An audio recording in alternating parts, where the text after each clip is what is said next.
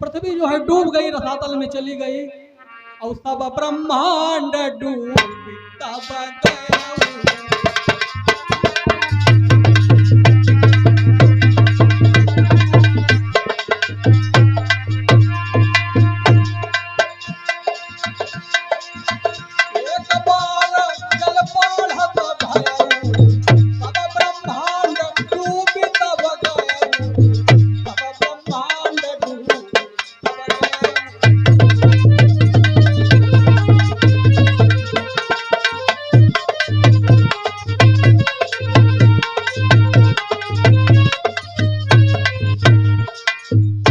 सारे संसार में जल ही जल हो गया, पृथ्वी रसातल में चली गई, अब कुछ नहीं है, केवल जल ही जल है इस पृथ्वी के ऊपर। उसी समय क्या हुआ भक्तों, जो जीवन का तत्व था, जो हमारी तुम्हारी आत्माएं थी, वो भगवान विष्णु के गले में जाकर के एक माला के रूप में अवतरित हो गई।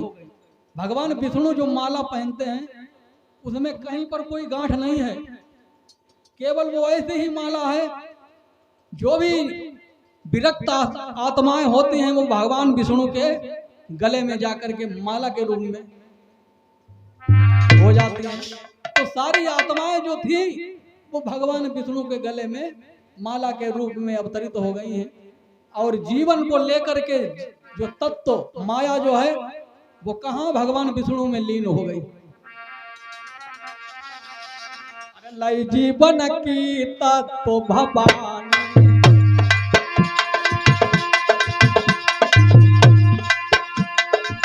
लय जीवन की तत्व भवानी, आदि विष्णु में आई समानी।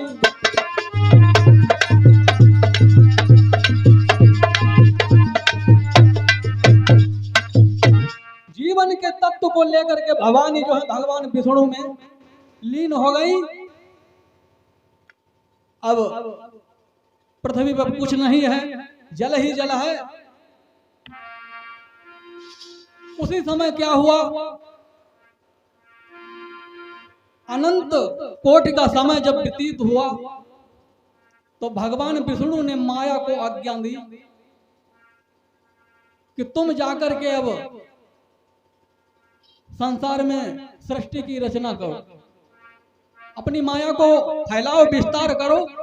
भगवान विष्णु जो हैं क्षीर सागर में सो रहे हैं और उनकी नाभि से एक कमल का पुष्प उत्पन्न हुआ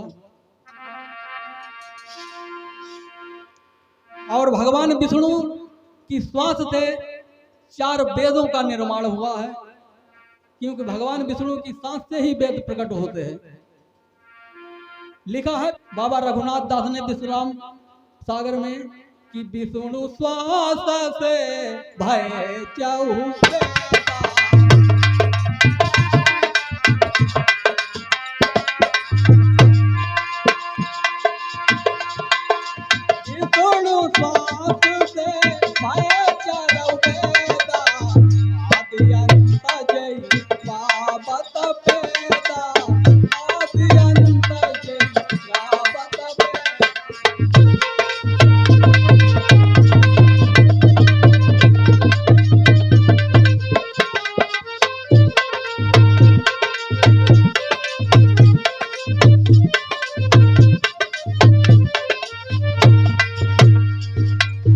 भगवान विष्णु की सांस से 4 वेदों का निर्माण हुआ, 4 वेद प्रकट हो गए भगवान विष्णु की सांस से।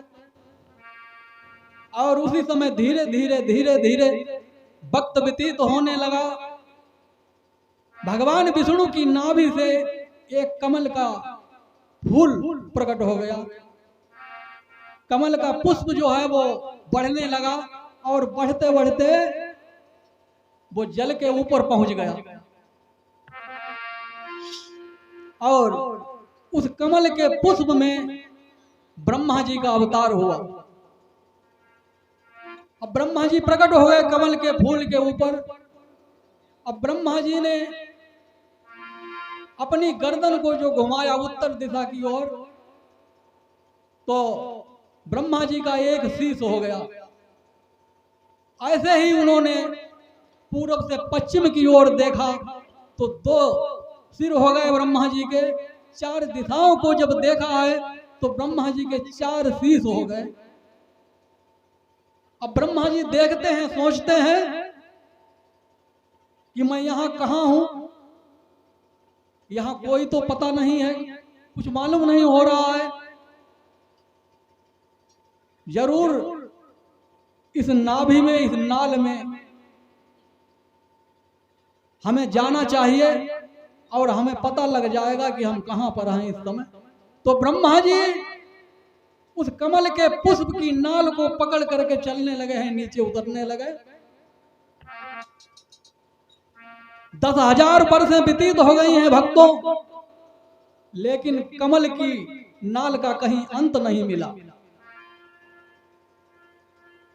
उसी समय आकाशवाणी हुई कि ब्रह्मा तुम तपस्या करो, तब तुम्हें प्रभु के दर्शन प्राप्त होंगे। ब्रह्मा जी फिर चले गए और कमल के ऊपर भगवान विष्णु की तपस्या करने लगे। आओ भक्तों, एक बार हम सभी लोग भगवान का नाम बोलते हैं, संकीर्तन करेंगे, उसके बाद में प्रभु की पावन को कथा को श्रवण करेंगे। बोलिए आदिशक्ति दुर्गा मैया की। सभी भक्तगण बोलेंगे, प्रभु का नाम बोलेंगे सभी लोग। हरे हरे रामा हरे रामा, हरे रामा रामा हरे हरे।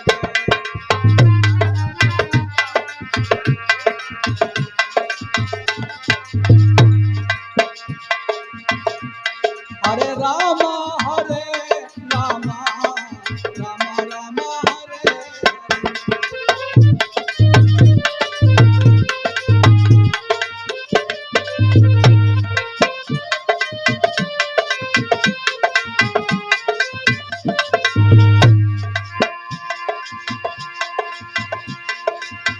यही विधि होई नाथ हित मोरा, यही विधि होई करऊ सुदेवी दास मई तोरा, करऊ सुदेवी दास मई तोरा। हरे रामा हरे रामा, रामा रामा हरे हरे।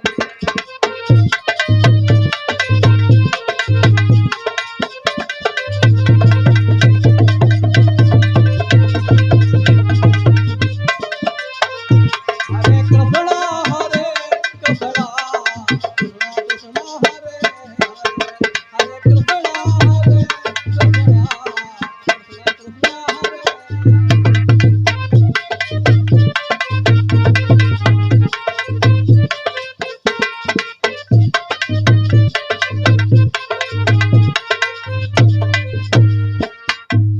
अब इस प्रकार से ब्रह्मा जी प्रभु की आराधना करने लगे, तपस्या करने लगे,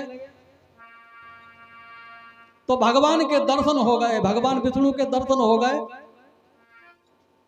भगवान नारायण ने कहा है कि मैंने तुम्हें इसलिए उत्पन्न किया है ब्रह्मा, अब तुम जो है सृष्टि का विस्तार करो, सृष्टि को आगे बढ़ाओ। तो आदेश मिला है ब्रह्म का, तो माया ने अपनी 3 गुणों को प्रकट किया है कि आदेश ब्रह्म का पाते ही माया नेत्र गुण फैलाए।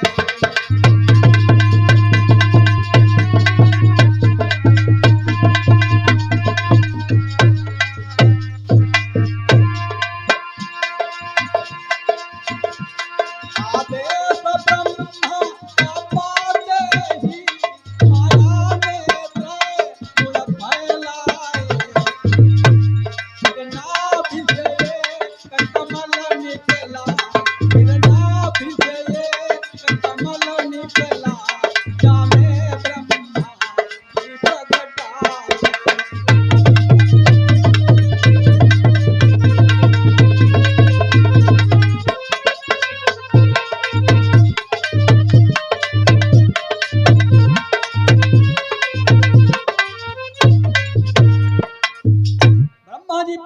गए और ब्रह्मा जी ने 3 गुणों को प्रकट किया, सत, रज और तम। यानी सतोगुणी, रजोगुणी और तमोगुणी। उसी समय क्या हुआ, तमोगुण जो है ज्यादा प्रकट हो गया है, अधिक मात्रा में। तो उससे भगवान ब्रह्मा जो है विचार करने लगे कि ये तमोगुणी अगर सृष्टि रही तो ये चल नहीं पाएगी। तो उन्होंने सर्वप्रथम एक कन्या को उत्पन्न किया है कि प्रगति सरस्वती रूप राशि गुण खान, मन में सोचन लगे तब चतुरानन भगवान। एक सरस्वती कन्या को प्रकट किया है ब्रह्मा जी ने और सोचने लगे इस कन्या से ही सहयोग लिया जाए सृष्टि आगे बढ़ाने की। तो उसी समय आकाशवाणी हुई, ब्रह्मा नहीं, अगर तुमने इस कन्या से सहायता ली सृष्टि बढ़ाने की तो आगे बाप और बेटे का नाता ही खत्म हो जाएगा। इसलिए तुम अपनी संकल्प से शक्ति सृष्टि को आगे बढ़ाओ। तो ब्रह्मा जी ने अपने संकल्प से 4 पुत्रों को उत्पन्न किया है। क्या नाम थे उनके कि प्रथम रचे उसन कादि उदारा,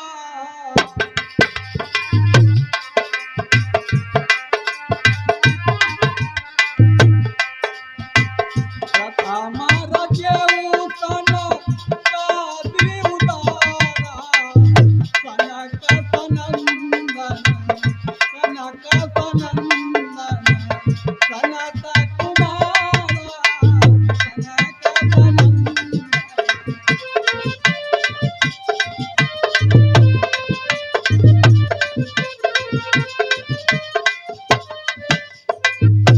सनक, सनंदन, सनत कुमार और सनातन, इन 4 पुत्रों को ब्रह्मा जी ने उत्पन्न किया। इन्हें सनकादि कहते हैं। क्यों इन्हें सनकादि कहते हैं? क्योंकि इनके अंत में जो है तन लगा हुआ है, यानी सनातन, सनकादि। तो इस प्रकार से इनको सनकादि कहते हैं। ये 4 पुत्रों को ब्रह्मा जी ने बनाया और कहने लगे, सनकादिक कहने लगे, विधाता तुमने मुझे किस लिए उत्पन्न किया है? तो ब्रह्मा जी कहने लगे, बेटा मैंने तुम्हें इसलिए उत्पन्न किया है कि जैसे हमने तुम्हें पैदा किया है ऐसे अब तुम दूसरे पुत्रों को पैदा करो अपने संकल्प से और सृष्टि को आगे बढ़ाओ। सनकादिक कहने लगे, मुझे किसने पैदा किया है? ब्रह्मा जी कहने लगे, तुम्हें मैंने पैदा किया है। तो सनकादिक कहने लगे, आपको किसने पैदा किया है? ब्रह्मा जी कहने लगे, मुझे पार ब्रह्म परमात्मा ने पैदा किया है और हमने तुम्हें पैदा किया है और तुम अब अपने संकल्प से दूसरे पुत्रों को पैदा करो जिससे सृष्टि जो है जो आगे को बढ़े। सनकादिक कहने लगे, नहीं, ये हमारा काम नहीं है सृष्टि आगे बढ़ाने का। अरे जिसका काम होगा वो खुद अपनी जाने। जिसने तुम्हें पैदा किया है वो दूसरे को पैदा कर सकता है। हम क्यों इस लफड़े में पड़े? मैं नहीं आगे बढ़ा सकता हूं। बंधुओं, सनकादिक जो है वो तपस्या करने के लिए जंगल में चले गए। अब ब्रह्मा जी बहुत निराश हो गए। उसी समय आकाशवाणी हुई कि ब्रह्मा जी सृष्टि की रचना करो, सृष्टि को आगे बढ़ाओ। ब्रह्मा जी कहने लगे, हमने 4 पुत्रों को बना दिया लेकिन सृष्टि आगे नहीं बढ़ रही है। तो अब की बार ब्रह्मा जी ने 10 पुत्रों का निर्माण किया है। कौन कौन से 10 पुत्र? कि अत्रि भृगु और वशिष्ठ क्रतु गाए। अत्रि भृगु वशिष्ठ और क्रतु कि अत्रि भृगु वशिष्ठ क्रतु गाए और नारद पुला पुला सुहाए।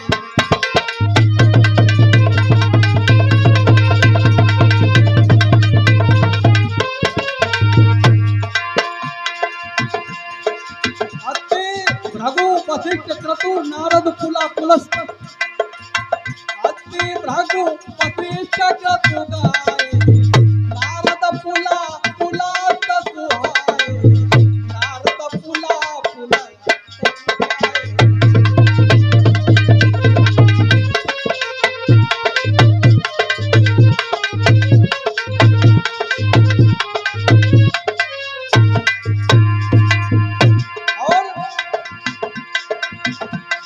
मरीच अंगिरा ज्ञानी। मरीच अंगिरा ज्ञानी चली न प्राची भाई न भगवान।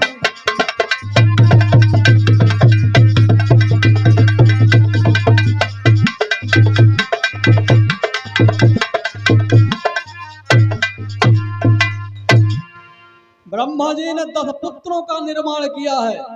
अब के बाद पहले 4 पुत्रों का निर्माण किया था, सनक, सनंदन, सनातन और सनत कुमार। अब की बार ब्रह्मा जी ने 10 पुत्रों को बनाया। नंबर 1 अत्रि भृगु वशिष्ठ क्रतु नारद पुला पुलस्त दक्ष मरीच और अंगिरा। इन 10 पुत्रों को बनाया और ब्रह्मा जी कहने लगे कि बेटा अब तुम जो है सृष्टि की रचना करो, सृष्टि को आगे बढ़ाओ। तो बंधुओं इन्हीं 10 पुत्रों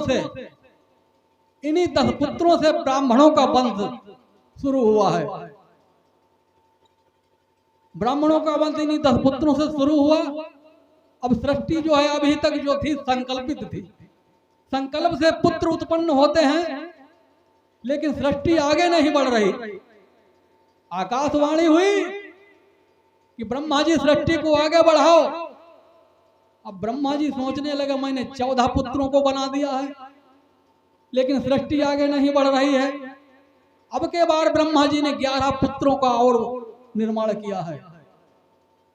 11 रुद्र बनाए हैं और उनके साथ में स्वयंभव मनु और शतरूपा का निर्माण किया है ब्रह्मा जी ने। इन्हीं से मैथुनी सृष्टि का प्रादुर्भाव होता है।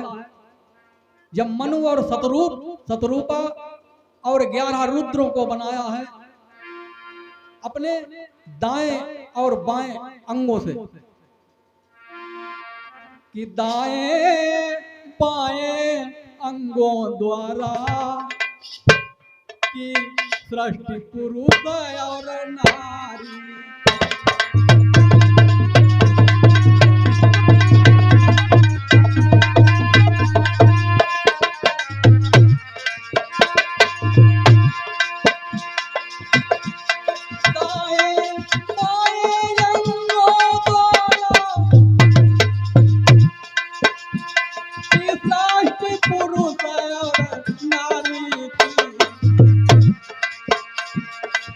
स्वयंभव मनु अधिकारी की शतरूपा राज दुलारी।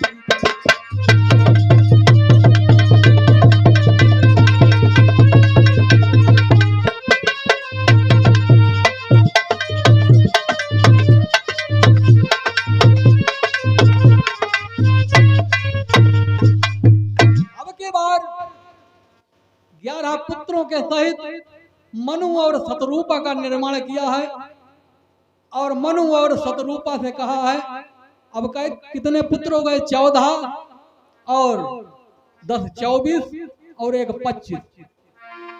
25 पुत्र हो गए हैं ब्रह्मा जी के। 25 सुता एक सुता बनाई।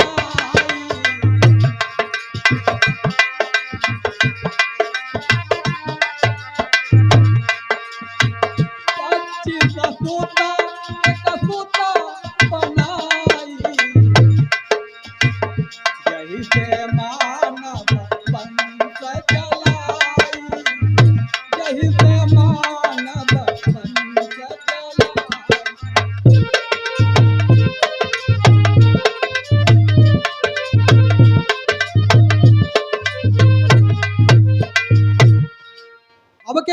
25 पुत्र हो गए हैं ब्रह्मा जी के और एक पुत्री मनु और शतरूपा। और कहा कि तुम जो है सृष्टि को आगे बढ़ाओ, तुम्हारा नाता जो है भाई और बहन का नहीं है, क्योंकि ब्रह्मा जी ने पैदा किया था, रिश्ता तो भाई बहन का पड़ता था। लेकिन कहा है कि तुम्हारा पति और पत्नी का रिश्ता है, अब तुम मैथिली सृष्टि को आगे बढ़ाओ।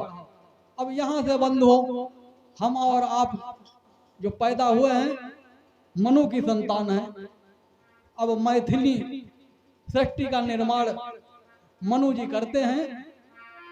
और मनु जी ने कहा है कि मैं ऐसे सृष्टि को नहीं आगे बढ़ाऊंगा, पहले हमारे लिए अयोध्या का निर्माण किया जाए, क्योंकि अयोध्या जो थी ये बनावटी नहीं थी, ये कहीं से उठाई या इसका निर्माण किया गया। ये अयोध्या जो है स्वयं भगवान विष्णु ने अपने बैकुंठ का हृदय निकाल करके मनु को दिया था कि तुम ले जाओ और तुम वहां के राजा हो, राज करो और सृष्टि को आगे बढ़ाओ। जिस समय बंद हो, अयोध्या जो है बैकुंठ से जब धरती की ओर आने लगी तो इतना दिव्य प्रकाश था, इतना दिव्य प्रकाश था कि मानो स्वर्ग ही धरती पर आने लगा हो। पृथ्वी जो थी अपने कक्षा से नीचे खिसकने लगी। भगवान विष्णु ने क्या किया, अपने सुदर्शन चक्र से पृथ्वी की कक्षा को रोका और फिर अयोध्या को स्थापित किया। तो इसीलिए ये अयोध्या जो है पाप नाशनी है। चारों धाम में अयोध्या नगरी का बहुत ही महत्व है। बैकुंठ लोक से भगवान विष्णु ने अपने हृदय को भेजा है और उसी अयोध्या के राजा जो हैं मनु हुए हैं और शतरूपा जो है रानी हुई है। और मनु और शतरूपा के 2 पुत्र हुए। पहले पुत्र का नाम उत्तानपाद और दूसरे पुत्र का नाम था प्रियव्रत। और 3 कन्याएं हुई इनकी, देवभूति, अवकूति और प्रसूति। अब तीनों कन्याओं का विवाह करते हैं मनु जी।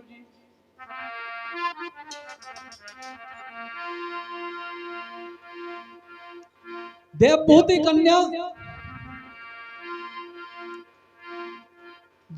कन्या का विवाह जो है महर्षि कर्दम के साथ में किया है मनु महाराज ने कि देवभूति कर्दम की नारी, देवभूति कर्दम की नारी, और कपिल पुत्र कन्या न बधारी।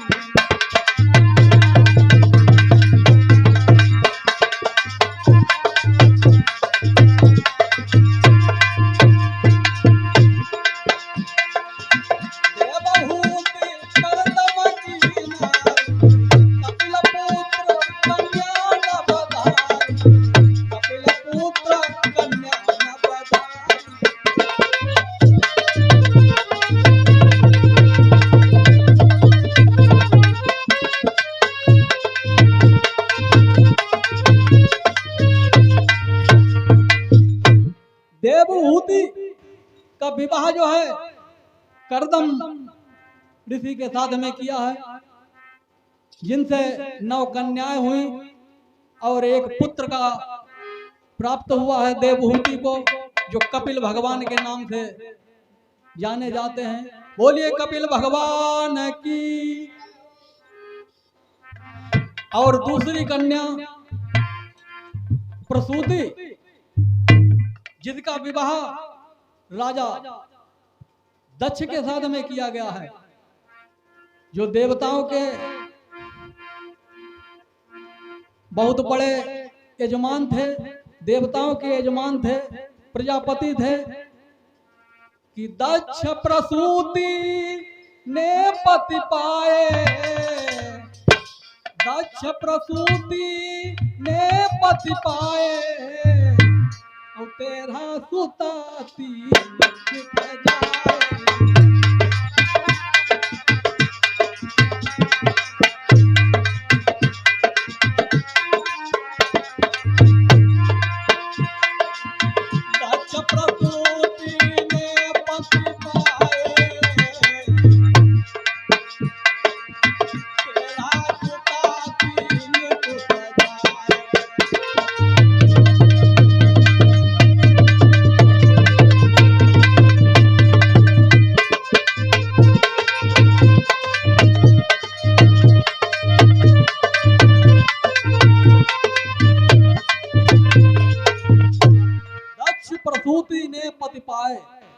प्रसूति का विवाह दक्ष के साथ में हुआ है और अवकूति का विवाह ऋषि मुनि के साथ में हुआ है।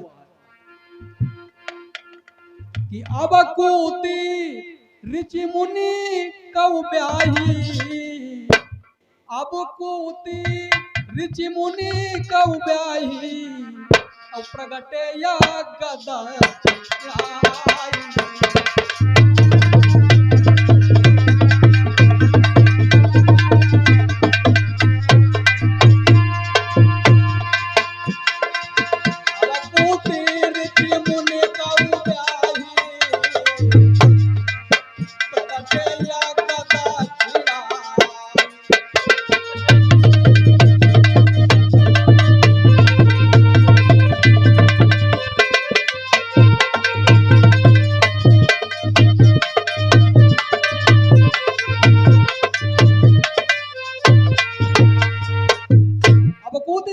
ऋषि मुनि के साथ में हुआ है, जिनसे एक पुत्र जिसका नाम था यज्ञ।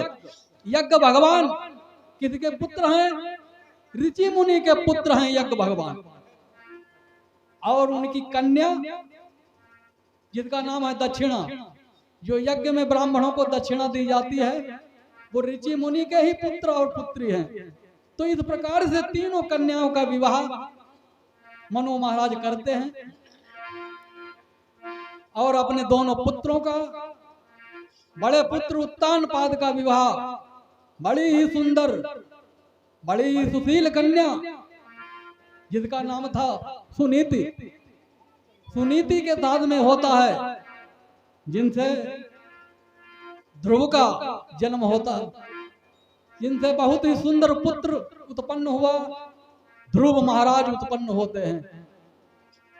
तो इस प्रकार से मनु अपनी कन्याओं का विवाह करते हैं और घर में विचार करते हैं कि मुझे घर में बसते हुए 3 पन बीत गए हैं और हमारा अब 4था पन आने वाला है, अब हमारी वृद्धावस्था आने वाली है, अब हमें चल करके कहीं भगवान का भजन करना चाहिए, क्योंकि बगैर भगवान के भजन के कल्याण नहीं है।